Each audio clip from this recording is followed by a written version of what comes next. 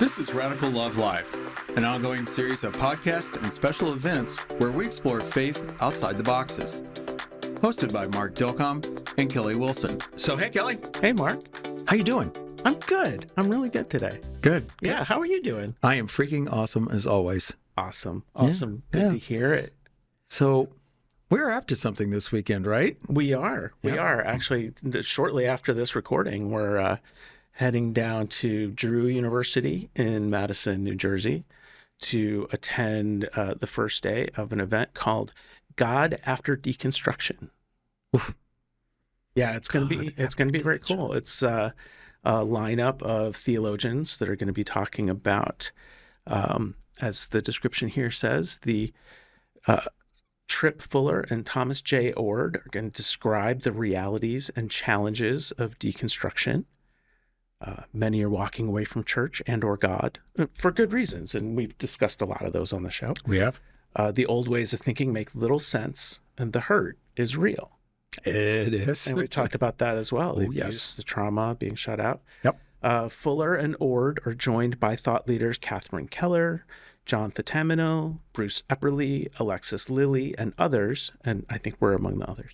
We to are the explore others. deconstruction and their specialty, particularly Tripp Fuller and Tom Ord, is talking about open and relational theology. So Yes. like process theology. Yes. But then the event is also sponsored by the Center for Open and Relational Theology, Homebrewed Christianity, which is Tripp Fuller's podcast and movement, and podcast sponsors, including Rethinking Faith with Josh Patterson, and we're expecting he's going to join us at some point today, War Machine with Matt Baker and Justin Pearl, The New Evangelists with Tim Whitaker, and this little podcast called Radical Love Live with Mark Dilcom and Kelly Wilson. What?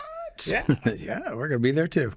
So anyway, inspired by talking about this event, God After Deconstruction, and we've talked a lot ourselves about deconstruction itself, and we've talked about the causes of deconstruction, what are leading people to question their faith.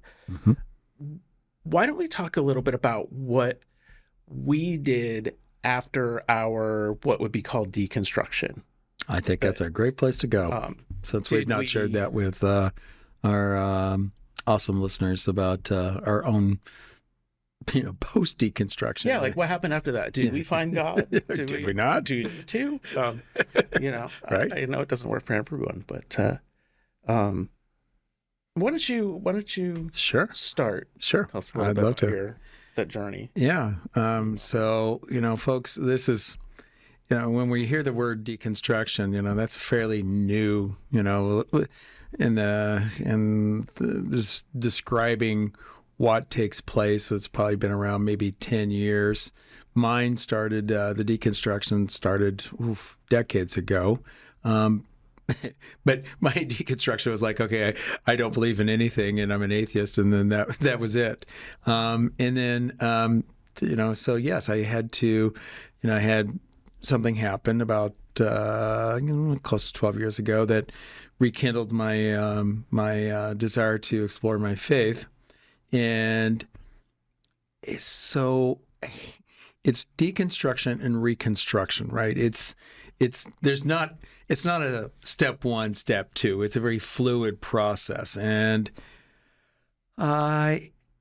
it started first, was there anything out there that connected to me? And so I'll share a story of what happened 12 years ago to at least open the door, and what I actually considered to be, already starting the reconstruction phase. That's when I was sitting in a meditation group, and it was the first type of meditation like this. It was contemplative meditation. Now, I had practiced meditation for some time prior to that as a atheist agnostic, but I was in a situation where I went not knowing that this was a contemplative prayer, which is a mystical Christian type of meditation It can have a guide. It can be guided or it can be silent. And this is what I was in. It was a silent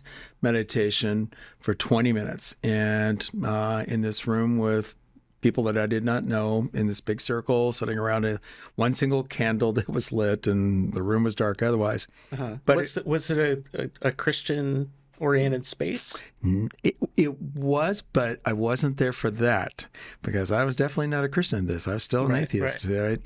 So it was a certain 12-step meeting, just to give a little bit of perspective. And they don't, they can only call it a meditation meeting because anybody that knows about 12-step meetings, they don't pick one faith tradition over the other. They use the word God within the 12 steps themselves only once, and then everything else is really referred to as higher power. So in this case, I was there just as a participant of my new sobriety. And so I'm in there, and as I said, I'm accustomed to meditation, but it was different in the sense that I felt the presence of something greater than me, like the higher power.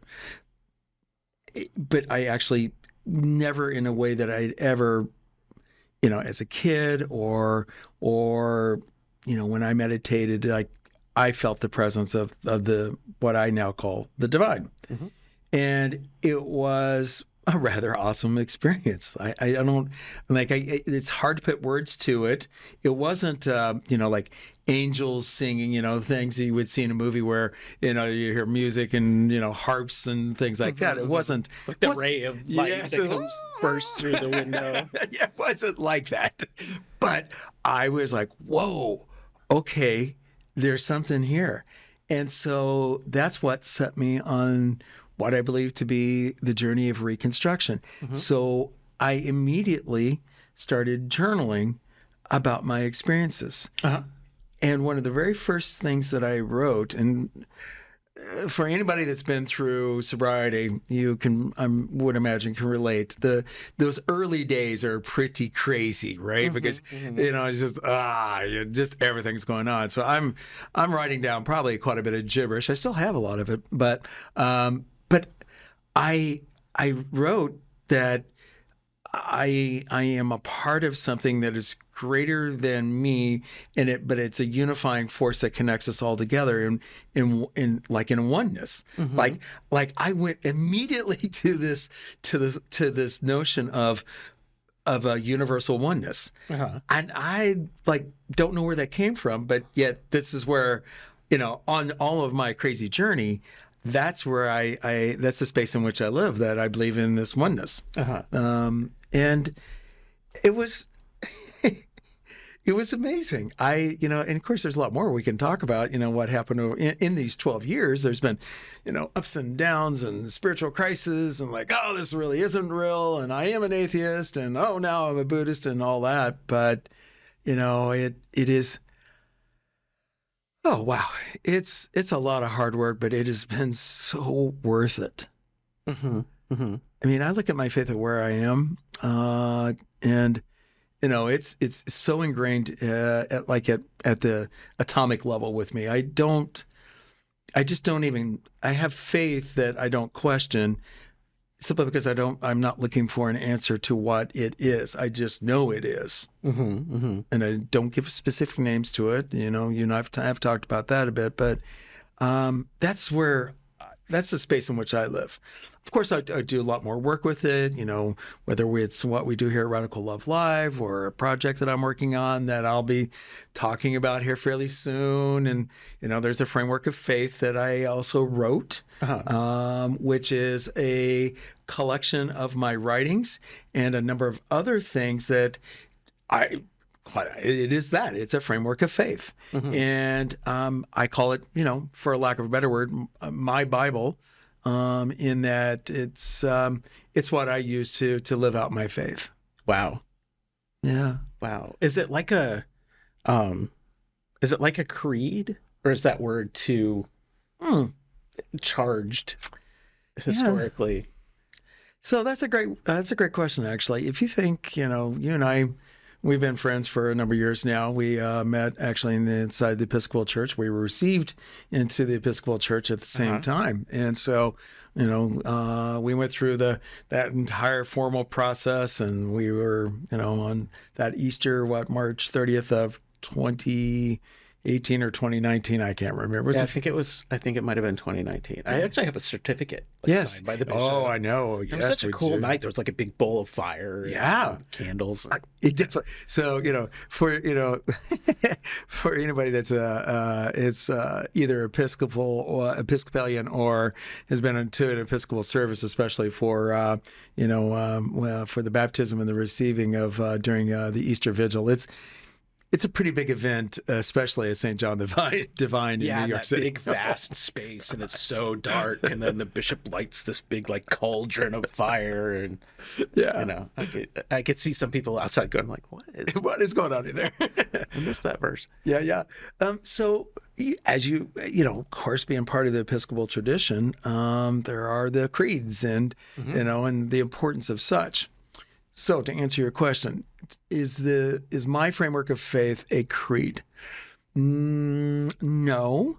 There are things that I live by that are inside of that, though. I have my rules that I live by, which is like about 100 and some different rules that I've written and have accumulated from others. Like some are I borrowed, and put them in there. And I can look at it. It's there for review. In fact, if anybody wants to see my framework of faith, you can go to my website, markdilcom.com, and right there on the homepage, there's a link right there to it. Another way to get a hold of me is through the Linktree website that I have, and so that's link linktr.ee/Mark Dilcom. So if you're familiar with Linktree, that they have kind of a unique lead to their URL. So again, it's linktr.ee/Mark Dilcom.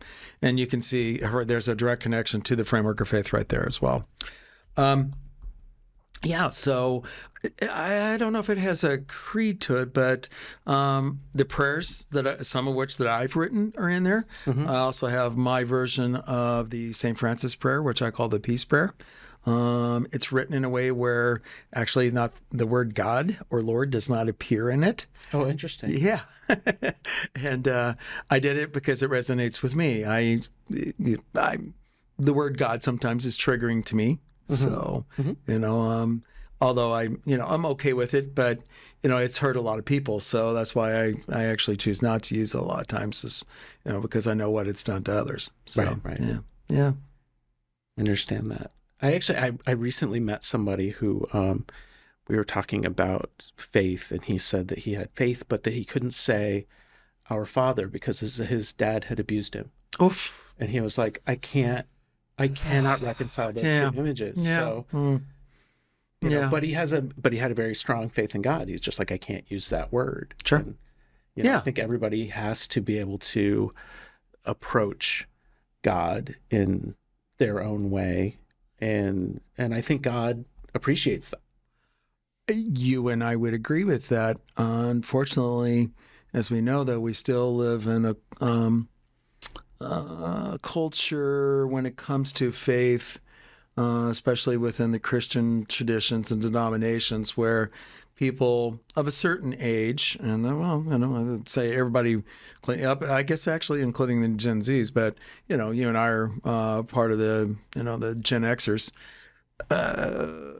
The notion of exploring your faith outside what you were brought up in or taught was, fraught with danger. Like you're playing with fire here, and this is going to get you into trouble. The point I'm getting at is that, yes, today you and I, and everything we do with Radical Love Live and our own personal projects that we've got going on, that's exactly what it's all about, is exploring our own personal faith and developing that, because that's how you really get deep and original, and it's one of a kind.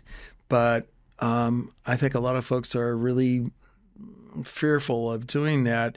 So instead, what typically they're like, well, it just doesn't work, and they just break away, which is a shame too. So it's no shock that people are leaving the church in droves because they see uh, abuse. There's been that. They've seen other misdeeds in many forms inside church, but elementally, some of it's just that the creeds and the doctrine just doesn't resonate with them. They're just like, yeah, this doesn't make sense.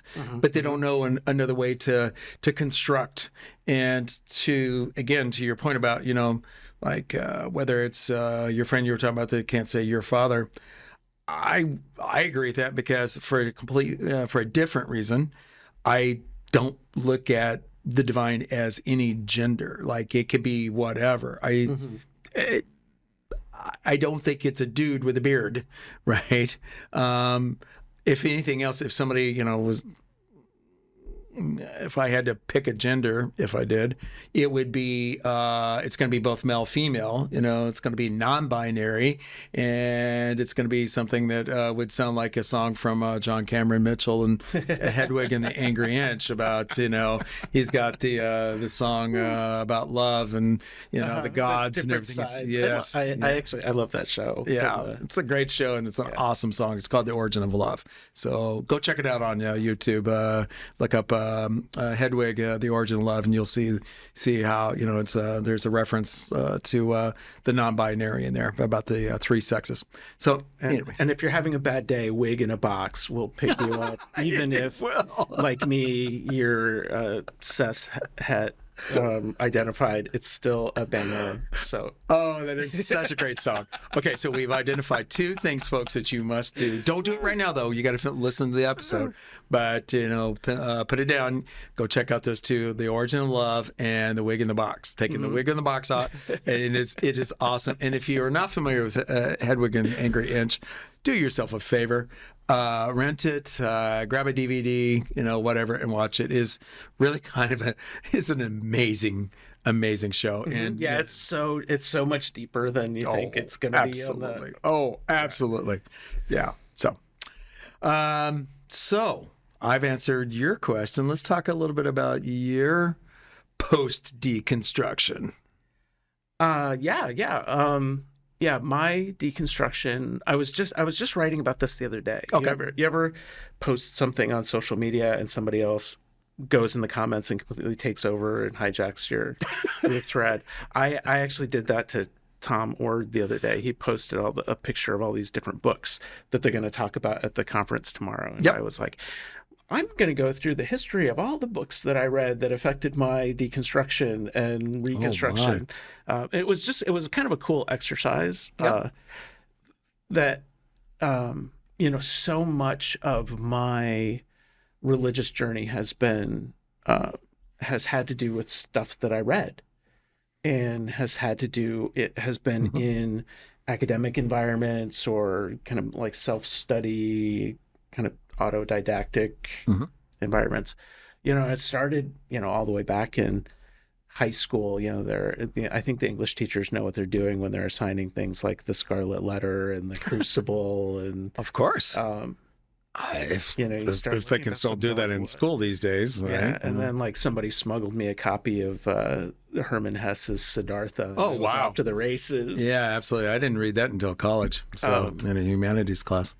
But anyway, through college, and I've talked about this before, that I was really I kind of had an axe to grind. I was going after Christianity, and I was going to prove that it was just this mythical thing, that it was like in the pattern of the Joseph Campbell Hero of a Thousand Faces, and that it was borrowed from all these Eastern religions and Dionysiac, ecstatic religions, and I was just gonna. You were planning to burn it down. That's right. I was going to burn it down. And one of the classes that I was taking, it was called The Emergence of Christianity, and I would jokingly call it Emergency Christianity at the time, because I was kind of like on the brink. That's good. We were reading the Gospels, and looking at them from a historical, critical standpoint. which is a hermeneutical method where you're looking at the context at the time and you're looking at what the Gospels have in common, so you can see which things were probably authentic and which things may have been added later to, to sort of add to the mythology of the stories, and determining different origins, that there's like maybe another gospel somewhere that they pulled from. Oh, sure. The Gnostic Gospels among those, right? Yeah. And like now, clarify, was this in high school or college? No, this was in college. Oh, okay. I was I'm like, what? I thought I heard you say that it was high school. So no, okay. Yeah. Although, I mean, like Bible scholarship was a big thing growing up. Like I went to youth group, grew up in a family of preachers. And, that's true. You did. Yes. Yeah. So, but not in a public high school kind of thing. This was through your church. Although, we did take a religion class in public high school, like a survey of the world religions. Oh, wow. Well, that we didn't have that. Yeah, where it was, it was kind of touched on everything. It was like, here's the Bhagavad Gita, here's the... Wow. Yeah. Okay. That's a good thing. Yeah. And that was in Indiana, believe it or not. Yeah. I mean, I grew up in Missouri, and I'm a few years older than you, but they didn't touch religion a 10-foot pole. And although I grew up in Jefferson City, Missouri, which is the state capital, right? But I mean, awesome school system, very well funded. We had great teachers and everything else, and we had all kinds of courses like semantics, which was one of my favorite classes. But that's one we just simply didn't have. Mm-hmm. We did not talk about religion in our public school systems, and this is in the 80s. Yeah, so. I think it's so important because it's so much of world politics is still driven by religion. I think everybody needs to know at least a level of religious literacy. I agree. A lot of our problems is the fact that we have a lot of religious illiteracy. Right. And you've got people who have misunderstandings of certain cultures. Absolutely.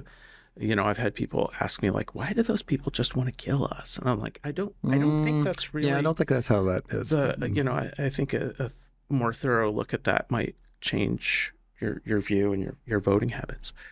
But anyway, back to where I was, after college, one thing going back to the Gospels, that reading the Gospels, that I realized that a lot of the things that I've been fighting against, this whole idea of, God is so mad at you that he wants to kill you. And in order to... laugh, but that's not funny.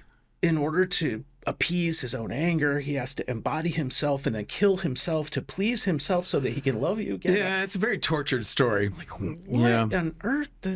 What is all this? That out of all this emerged this teaching that Jesus was teaching about a thing called the kingdom of God. Yes. Or in the book of Matthew, it's called the kingdom of heaven, because it was Matthew is kind of the most culturally Jewish of the Gospels. And rather than saying God over and over again by name, the kingdom of heaven. But he wasn't talking about heaven like clouds and harps and gold houses and all that stuff. What was he talking about? Well, he was talking about a reign, like a king taking leadership. Reign, R-E-I-G-N, yes, not rain like as in pouring down rain. Yes, so it's like like an administration of God. Mm-hmm.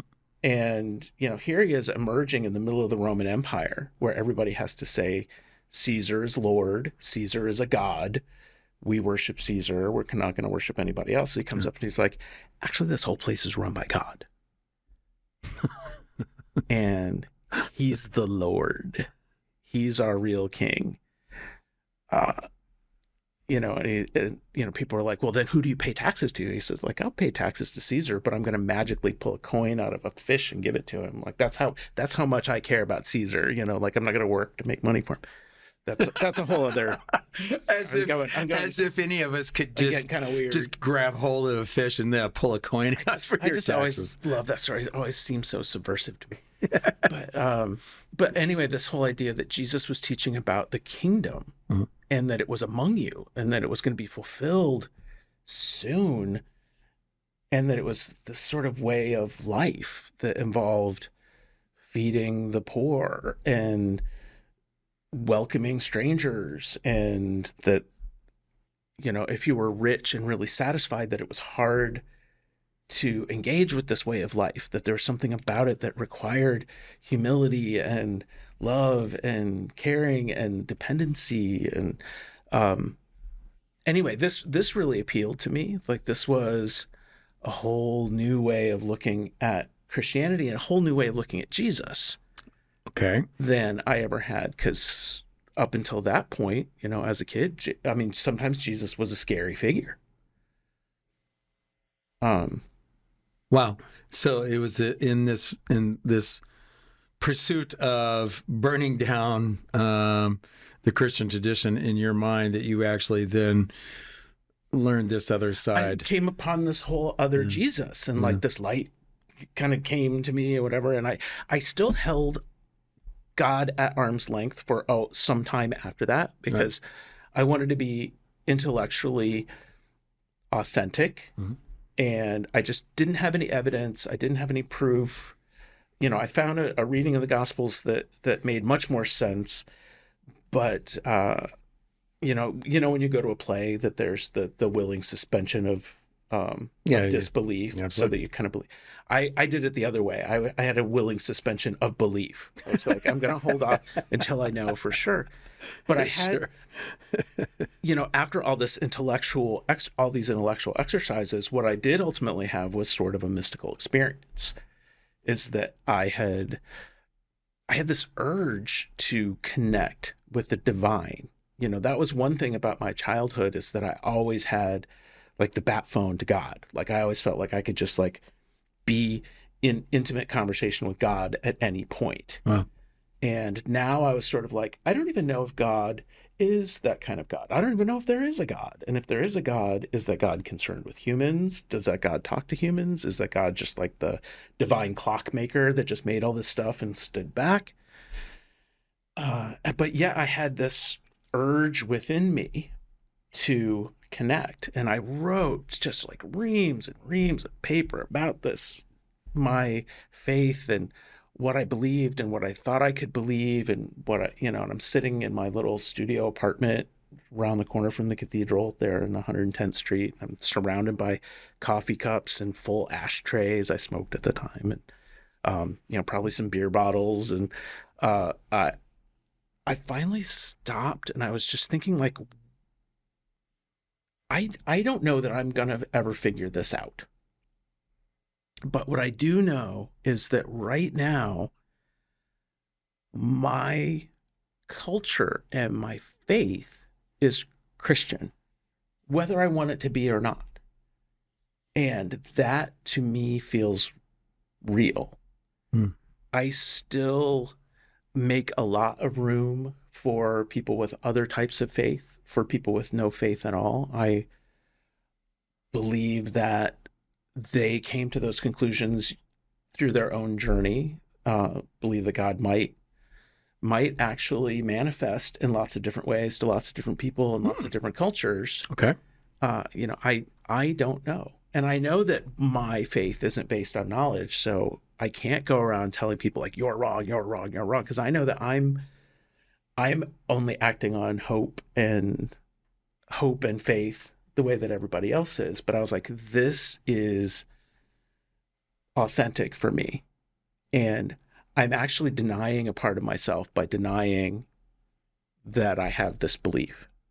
And it kind of snuck up on me. I remember sitting there and I'd be like, oh, I'm a Christian whether I want to be or not. Wow. And, to me, I think of that as my real, as a kid, I had gone up to the altar and given my life to Jesus and asked for his blood and all the different metaphors that people use for that. But I feel like this was the real moment. Wow. And I can actually, because I was writing about it on a computer, I can go back and look up the date, which is kind of funny. But that's how I came to just finally, I just finally had to admit it. And I had to admit that it was unreasonable, that it was beyond reason. And, so let me ask you a question. Yeah. So I know I thought I knew the story, but you've shared several new elements there for both this episode and enlightening. One thing you said though that there, you didn't use this word, but I picked up humility, right? Because in this process, you realize that your faith is your own personal faith, and whatever you have, you're not going to project onto somebody else as like this is the right way. Like yours is, you have the right way, and they don't. Yeah, I really struggle with, and this is a core tenet of a lot of a lot of expressions of Christianity. I struggle with the idea that you must absolutely believe, like really truly believe in your heart that Jesus Christ is the one and only Savior, and only then can you be connected with the divine. And the reason that I struggle with that is not, I mean, for me, it is true. I mean, that is my avenue to the divine. Right. But there are people, millions of people in millions of different faiths, well, not millions, but thousands of different faiths Yep. that are thriving, that have come to their own conclusions in their own culture, and they don't even see that they have a need for any other belief. And one of the figures that I studied when I was in college is Cardinal Newman, John Cardinal Henry Newman, who was a Protestant who then converted back to Catholicism because at the time most of the people that were Christian were Catholics. And his idea, and I don't know if I completely follow the logic of it, or I don't know if I completely agree with the logic of it, but his logic was, would God allow the majority of his people to be deceived? Oh. And if not, if God doesn't let the majority of people live a lie, then I guess that church is okay. I'm going to go be part of it. Wow. But I do apply that logic to the world and say, it's God's plan. God who wants to be, who is love and wants to make sure that nobody on earth perishes apart from God, allow millions and millions of people to be deceived in these fake religions and not ever know anything about him, and then die eternally because of it. That just does not make sense to me in the light of the God that I know. And so therefore, I don't feel like I can walk into any other religious community and say, I'm right, you're wrong. I try to approach with some kind of humility and curiosity and say, well, what do you guys know? Yeah. Like, what do you believe? Let's talk about maybe even find if we have anything in common. Wow. Which sounds like a much healthier way to do that. I, to the T, like you, I have built in a basis of humility. My personal faith is my personal faith. I'll share my faith with anybody who asks. Yeah, as will I. I'm not. I definitely, as we are doing now, hide it under a bushel. I'm happy to tell anybody about it that wants to. Absolutely. But it is my belief, and it to me is so strong that it stands up to any kind of criticism that somebody might give. I'd be like, okay, that's great. Thank you for sharing your thoughts on what you think about my faith. But I have, I am of, like you, do not want to project it onto anybody else, because I actually think in order to flourish, one of the things we need to do is look at and explore our own faith. Mm-hmm. Because we're wired to ask those kinds of questions. And it happens straight away as a kid. We start asking like the great existential questions, and like, where did we come from, and why is everything around like this? And it's adorable to see a kid do it, but they're legitimate questions. And once we find purpose and can tune into what resonates for us, I think your human experience is going to be better. Doesn't mean that it's going to be perfect. In fact, it could be quite a it might be filled with pain. I mean, there's no promise that any one of us are going to have this perfect life, whatever that might be. Instead, we may have a really kind of crummy life, but all the more reason to have faith. And it's not. Some people will say, well, religion is for the masses and for the stupid people and for the downtrodden. Like it gives them hope. I'm like, that's really cynical and messed up. Like it.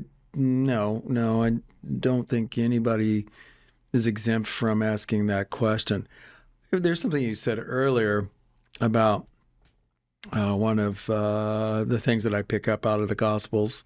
The teachings of Jesus is that, if you have means and materialistically you have this good life, you're actually kind of challenged with getting to the kingdom heaven.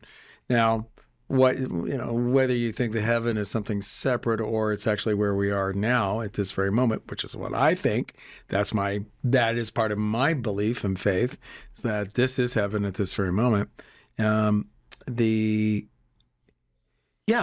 would be a little bit challenging because I guess I see why somebody could suggest, or we read that in some places where that the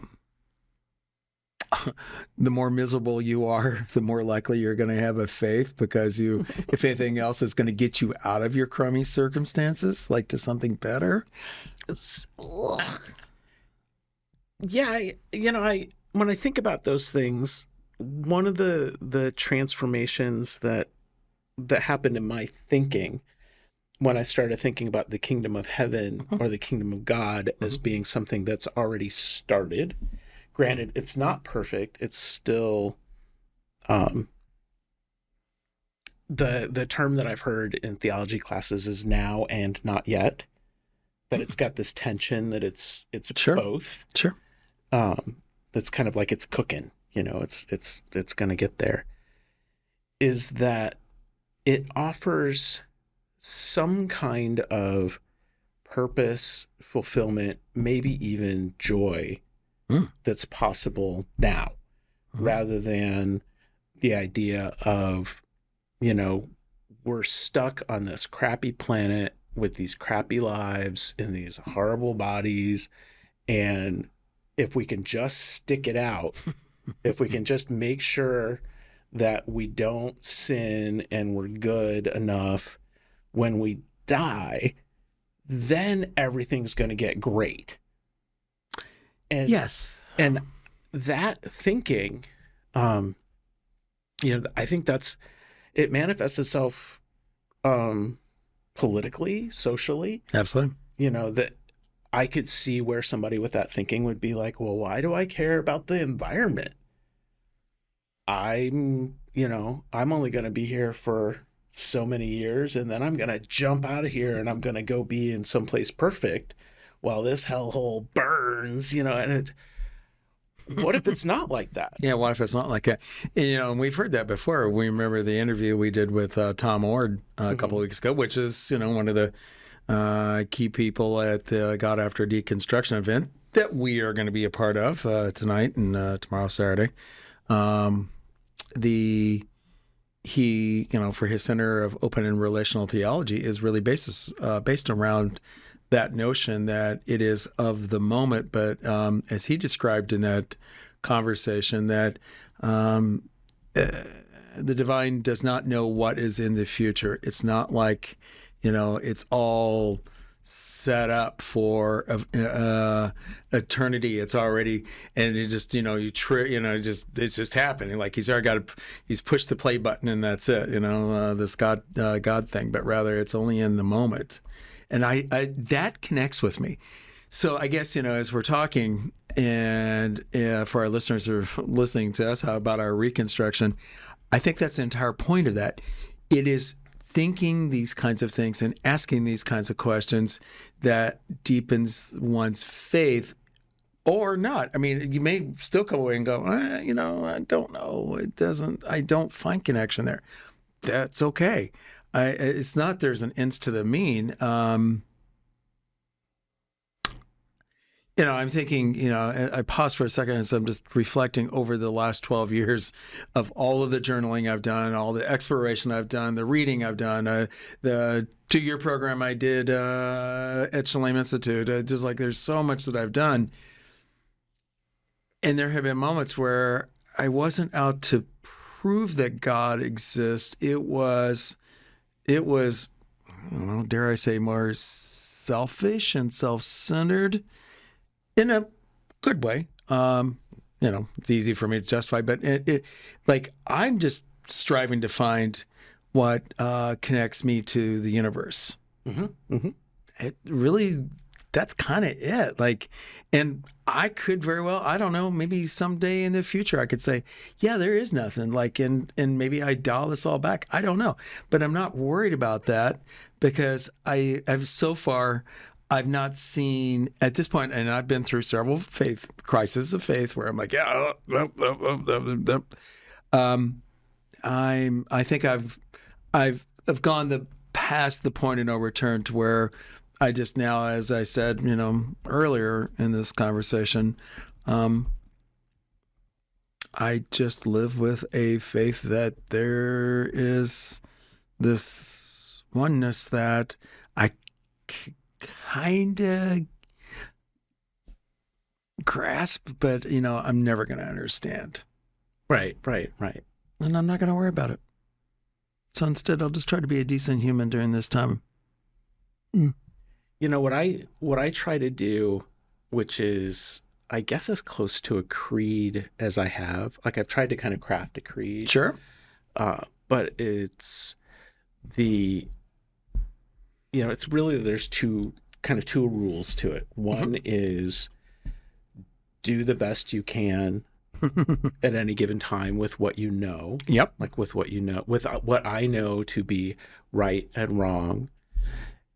And always keep an open mind to the next revelation.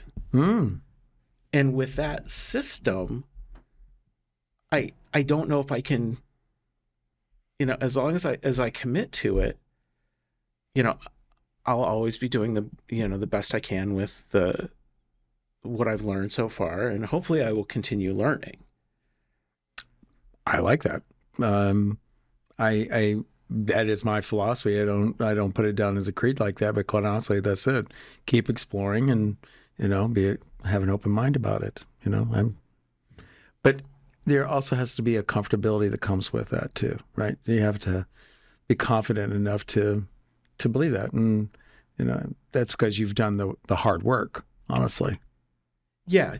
I mean, at the end of the day, well, and at the beginning of the day, because I frequently pray at the beginning of the day. Yeah.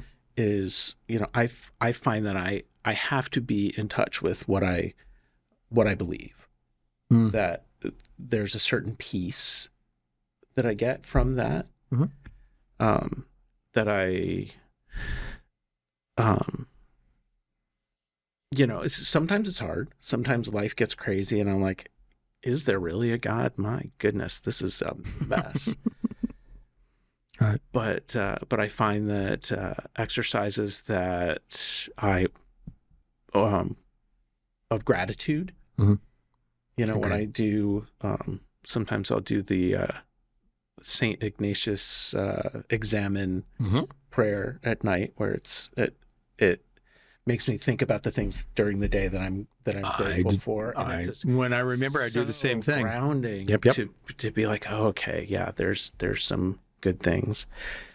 What to be grateful for, but also, do you ask where you could have done something different? Oh yeah, yes. Yeah. That one comes easy. I mean, after does it though? Yeah, like growing up for being evangelical every day was just like, what did I sin at today? Oh, God. Well, okay. I didn't realize that was your background where you asked that kind of question. And I wonder how many other folks have that kind of experience. Because I was thinking, from a grateful, humble kind of way to ask, what did I do today that didn't live up to my own creed, as you called it, and what could I do to make amends for it?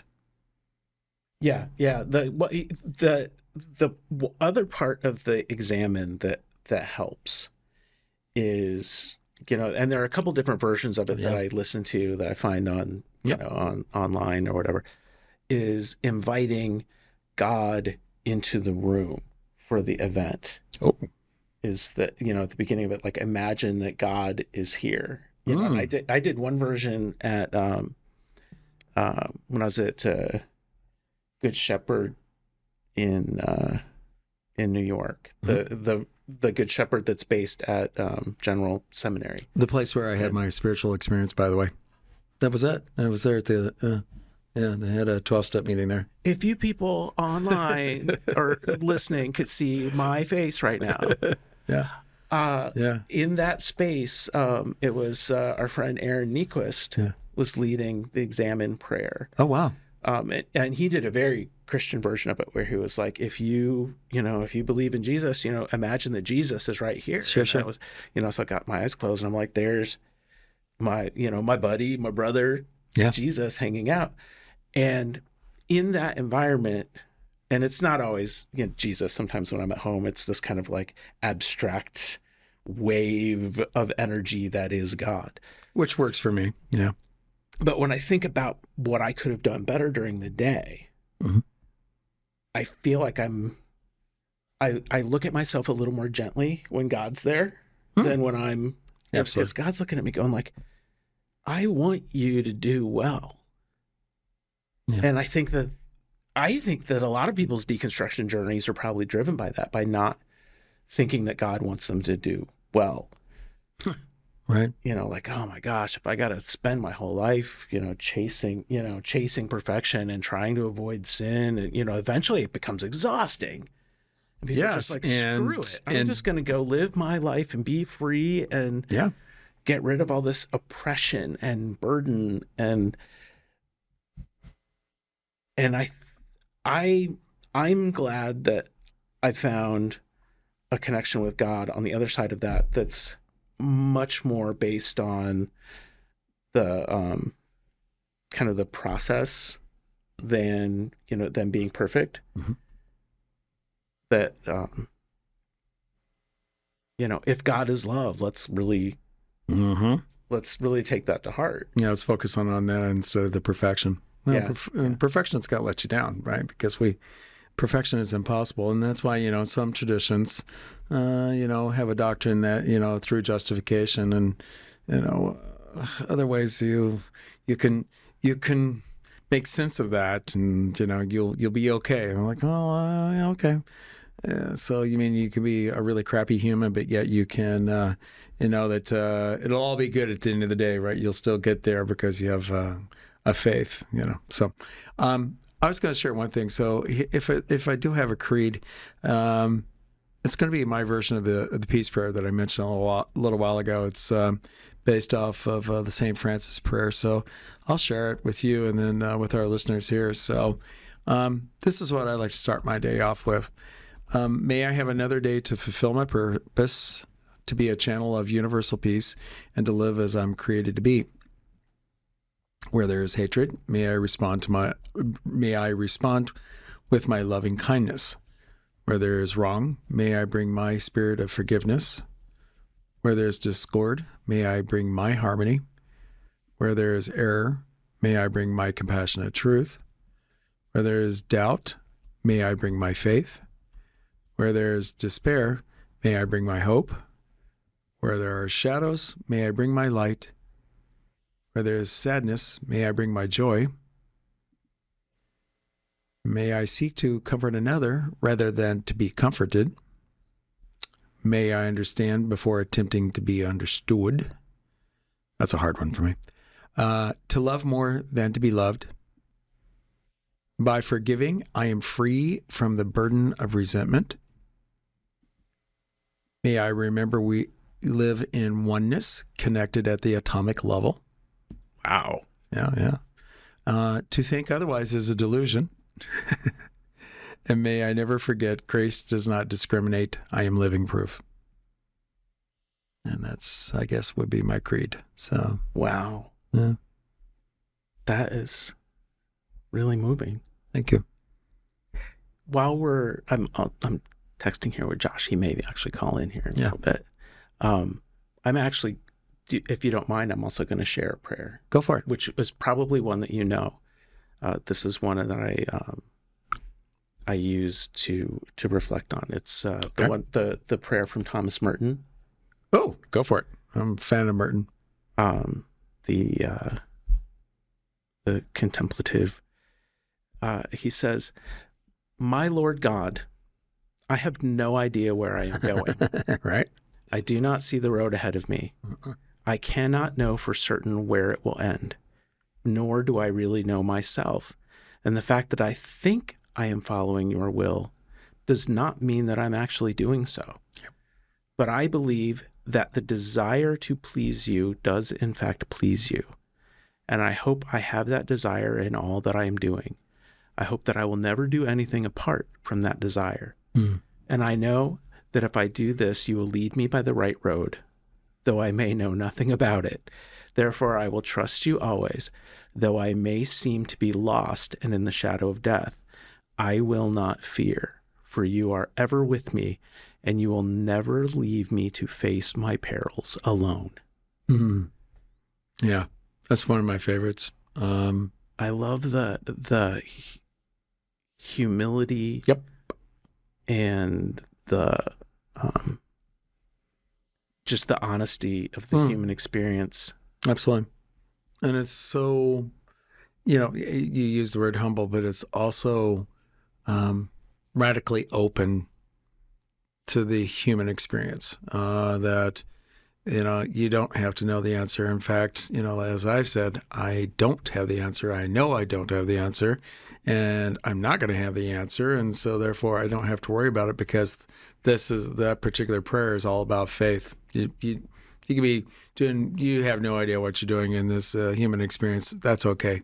The divine has you in mind and will take care of you, even when you were just wandering around. Yeah. And I love that idea of the, that it's not like God is after you. I think there are so many people I think that really breaks a lot of people. They're just like, I can't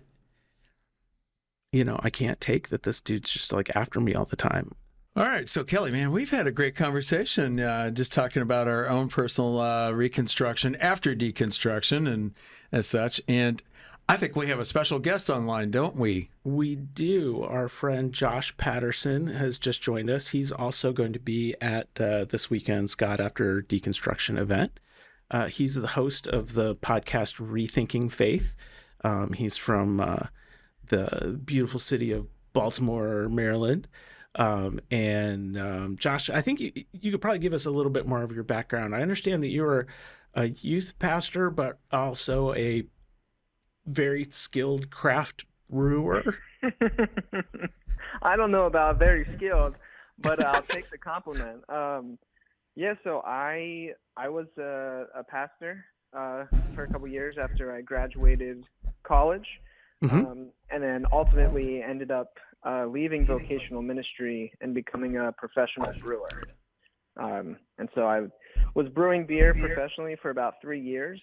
And then actually, most recently, I stopped doing that because even though I thought it was a cool job, my mortgage company didn't care that it was a cool job. They just wanted me to pay my bills. So, there's that. The cold, hard, cruel world of paying your mortgage. Right. So now I'm doing some admin work for a little Episcopal church in Maryland, which has been wonderful. So, right on. But yeah, I don't know how much background you want, but like, I left pastoring for a reason. I could say something about that. I don't know. Yeah, Go for it. that's exactly what we've been that's what we're talking about. is, This is like, both of deconstruction, us reconstruction. Yep. kind of ran ashore at some point, and then through our own means found some version of God again. Yeah. So, I mean, really, for me, I basically just had a series of bad experiences in the church world. So I worked in 3 different churches during my time. And the first church that I worked at, I experienced some pretty not great things. I don't use this word lightly, but I experienced like spiritual abuse, verbal abuse, emotional abuse, borderline physical abuse at the hands of my boss, the pastor, head pastor, and the founding pastor. And so that kind of, I didn't think like, forget the whole church at that point. I just thought, well, this church is the one that stinks. So I left that one and went to a different church where I was a youth pastor, and that church was a lot healthier. I had some healing there, but it still had issues of its own that ultimately led me to going to my third and final church, which was beautiful and wonderful. I have only positive things to say about them, but just the damage had already been done, so to speak. And so I had this kind of like negative church experience thing happening. And on top of that, I was asking questions that others were not so comfortable with. In the last church that I worked at, I had youth pastors in the area conspire against me and email parents saying, don't let your kids go to Josh's youth group, and these kind of things. Wow. And really just for asking questions. I wasn't even really teaching anything. I was just kind of pulling Rob Bell, like, what if, or maybe it's this kind of thing. So that's why I stopped vocational ministry. But as far as my own theological journey, the church stuff kind of opened me up to that. But I just started reading and taking my faith seriously. And that ultimately led me into different places and led me to deconstruct the very specific form of evangelical Christianity I grew up in. Kind of took it to the ground, and currently have found a home and a solstice, amongst like process relational thinkers. Those are my people, and the mystics. So that's something kind of near and dear to me. Being I don't use this term a lot to call myself a mystic, and I don't do it for the brag of it, but from a point of humility. But we're all, if with exploration, we're bound to become mystics if we allow that to take place. And I appreciate what you're saying, because your framework takes on a completely different dimension that you will never get when you think through the head. Mysticism takes place in other parts of our experience. So, wow. Yeah, that that was totally my experience. The opening myself up to something like experience, right? Which I was always told is evil. Don't trust your experience. You can't trust your heart, right? These kind of things.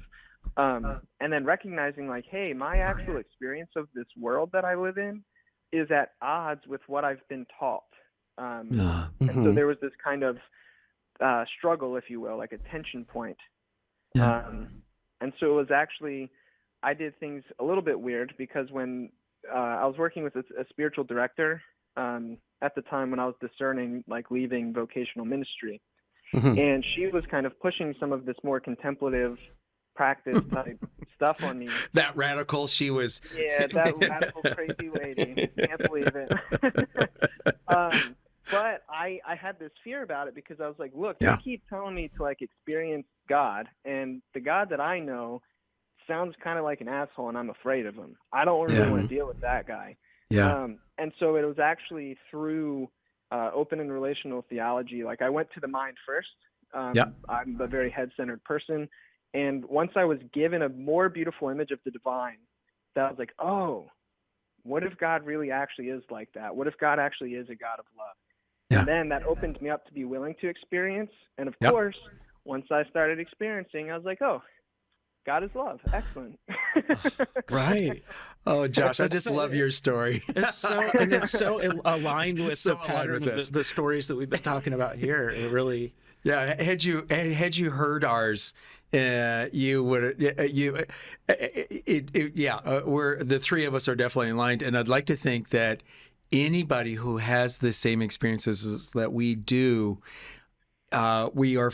I don't want to say the better for it, because I don't know what word to use. We got to the other side. When you realize that it is an intuitive, heart-centered experience. It's not going to happen in the brain. It's not going to happen in the intellect of that. And so many, as your personal experience or what Kelly went through, mine is, I wasn't a part of church. I was, away from church for decades, but I looked at it like you had to believe this Bible and all that crap that goes along with it. And, it's you're either good or you're not. You're either saved or you're not. And you're either going to go to heaven or you're going to go to hell. Like, everything to me was very binary, intellectual. And it was, it was information that was handed to you. And this is how you're going to be a good Christian. And if you don't do these things, you're going to be bad, a bad Christian, or, and all these other things. Like, that just sucks. That's just stupid, so. one of the things that I'm glad about is that when I, if someone comes up to me and says, do you have a personal relationship with Jesus Christ? I'm like, yes, I do. I actually was just talking with him this morning, and you're not going to believe what he's like. Have you ever thought about actually saying that to them? Oh yeah. I'm like, yeah, me and Jesus are good. We're good. Yeah. We're tight. Just not in the way you think. All right. Josh, I'd love to hear a little bit about some of the books that you encountered along the way. Yeah. We haven't talked a lot about real theological content in this particular episode. That's true. But I'd be curious to hear about either some of the books or writers that paved your path. Yeah, sure. So I kind of, like I said, I didn't really set out to do something called deconstruction, right? So I didn't it wasn't, I don't mean to use this word pejoratively, but it wasn't kind of like, fad's not the right word. It wasn't, people weren't talking about it as much, right, at the time. Right. Sure. It wasn't as I mean, I think it was still very common, but it wasn't, I don't know. Anyway, you get what I'm saying. So totally. Yeah, we agree with you. Deconstruction it's not a fad, but it's a new word out there, and people are gravitating to it because guess what? This is what they want to do. Right. They want to engage. But anyway, continue. Sorry. Yeah, no, it's good. So for me, the book that kicked it off for me, which I don't think was this author's intended point, was actually a book called Surprised by Hope by N.T. Wright. Okay. I love Tom Wright. And so, that book, basically what that book did is it broke my categories of heaven and hell. Right. And, the understanding, it shattered my eschatology, these kind of things, right? And so that kind of started me on a path where I was like, oh, so some of the stuff I grew up being taught isn't like that, And so I then just slowly made my way by reading and then seeing who they reference, and just kind of, building this odd network of books. I've read all over the place, trying to basically in search of some form of certainty, right? Until I ultimately found I'm not going to get that. You will not find certainty. That's the catch. Or if you do, that it's probably suspect anyway, because you came from a world of certainty. Right. And right, exactly. And then seeking to leave that. And I think because there's a trap actually in this, I think, where not always, but sometimes I've noticed that in some of our, deconstruction circles, there's a temptation to just become a fundamentalist, but on the flip side of the coin. So you're still just, you're still clinging to certainty. You're still operating within that mental framework, but you've just changed out who the bad guy is, right? So now instead of, you're just on a different team, you're now just progressive, but you're still thinking like a fundamentalist. It's still certainty. It's still black and white. It's still this is right and you're wrong. It's still exclusionary in that sense. And so like, I don't know. I think that's something worth noting and seeking to avoid within the certainty bit. And I mean, books like Pete Enns, I mean, people probably know that one, but The Sin of Certainty was a helpful book at one point. So, I went the Pete Enns route if, in Bible stuff. Starting to read about like nonviolence, right? Like I got into some like Anabaptist stuff for a bit. Yep. And that kind of broke a lot of my categories. So that was helpful. And then really, I mean, I stumbled upon like the work of Tom Ward, who's, here at the Deconstruction, or God After Deconstruction event. And so I've read a lot of his work, and then that led me into like John Cobb and Catherine Keller and Ilia Delio and like all these process people, which is really Delio, yeah.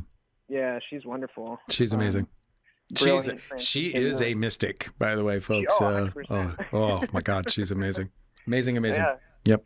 Yeah, she has like something crazy, like a PhD in neuropharmacology. Yes. And was like leading a fellowship at Johns Hopkins, studying Alzheimer's, I want to say. Yeah. And just one day was like, I think there's a God. I'm going to go become a nun. And that's what she did. She quit and then became a nun. Yeah. And then she has a PhD in theology as well, historical theology. So. Yeah, folks, I'm sorry to I'm not trying to take over where Josh was going, but he just happened to mention a name that if you want to see somebody who is extraordinary, look her up. Her name is Ilia Delio, and it's, help me, Josh, keep me out of trouble. Ilia is her first name? Mm-hmm. Yep, and Delio is Delio. Yeah, exactly, Ilia Delio. Just Google her, look her up. She is just... She is a living saint. I think that we all have that capacity of being living saints, but she also is a mystic and explores that side. And you talk about somebody that knows how to intuit the experience and feeling the divine. She knows how to do it and channel it. She's got 24 books. Yeah, I'm looking at her Wikipedia here. Yeah. Wow. She's incredible. Yeah, she's wonderful. I have found her work very helpful. So, Josh, can we talk about that for a second? Because you mentioned her as part of your deconstruction, and that, along with Wright and Ord, and of course the others. But there's so many people when they think about their religiosity, they will not experience somebody like Delio, or if they hear her name, they would probably be told by their spiritual director or, somebody that's their mentor within a traditional religious setting that you cannot be messing with that. I mean, right, is that? Yeah, exactly. Yeah, right. I mean, they just like, no. She's cuckoo for Cocoa Puffs or whatever. So, yeah. I mean, that was my experience too. I mean, I have kind of a rebellious bent towards me. I mean, once we meet in person, you'll see I'm wearing, black skinny jeans, a black t-shirt, a backwards hat. My nails are painted black. So I very much have that like punk rock, like edginess, whatever to me. And so whenever people tell me to not do something, I feel compelled to be like, well, why not? Let me go check that out. So right on. I was told not to read Process Thinking, directly. And I was like, well, now I'm going to go do that. I was told not to read Liberation Theology by my pastor. Oh, I bet you were. Not do that. And I was like, all right, well, now I'm really going to go do that. And then that's when I picked up someone like James Cone with The Cross and the Lynching Tree. Absolutely. Yep. And, Howard Thurman, who is a mystic. Absolutely. Yes. Oh, my God. Yes. And things like this. And so that might also kind of be in the kind of deconstruction ethos for me, because when people, if you tell me to not to, I feel like I'm probably going to do it. Go ahead. One thing that's a challenge for me is that I still have a lot of connections in the evangelical world, and and learn a lot. And I go into some of those congregations, and although I disagree with the theology, there's love and connection, and people bringing casseroles, and when you talk about progressives, kind of sometimes just like changing who the bad guy is. Do you have any challenges, maintaining connections or finding commonality with the people on the other side of the aisle, so to speak? Sure. Yeah. So, I mean, I would say that there was a time when the kind of person I was talking about earlier was me. And so part of why I push back against that is because it's something that I did myself. And I guess at the time it was helpful and healing, right? I needed to be away from certain kind of voices. I needed the kind of black and white thinking. But actually, I think now, those categories have been broken for me. And so I have gotten more and more comfortable in more conservative spaces, and I've maintained some friendships. Like, I have a friend, I'll shout him out all day, Dr. Jace Broadhurst. He has his PhD from Westminster Theological Seminary, so like conservative Calvinist, right? Yep. He has been my friend and a mentor through this my entire like process, if you will. Wow. And has never turned his back on me. He's always been willing to like hear me out and ask questions. And sometimes he's funny. He's like, Josh, the only reason I give you a hard time is because I think you're right. But like that relationship, my point in telling that story is relationship for me is central. And so having relationships with people, regardless of like where they fall theologically, I think is really helpful. And then once, like, if I have a positive relationship with, someone more to my right or something like that, and, we know each other and we love each other, we trust each other, that then opens the space to have dialogue. Yes, it sure does. To seek understanding with each other, right? A lot of it, is understanding. And, we can understand somebody without agreeing with them. And so that's been some of my more recent work, is just trying to do that. Wow. Instead of just othering people, I guess. Right. Oh, absolutely.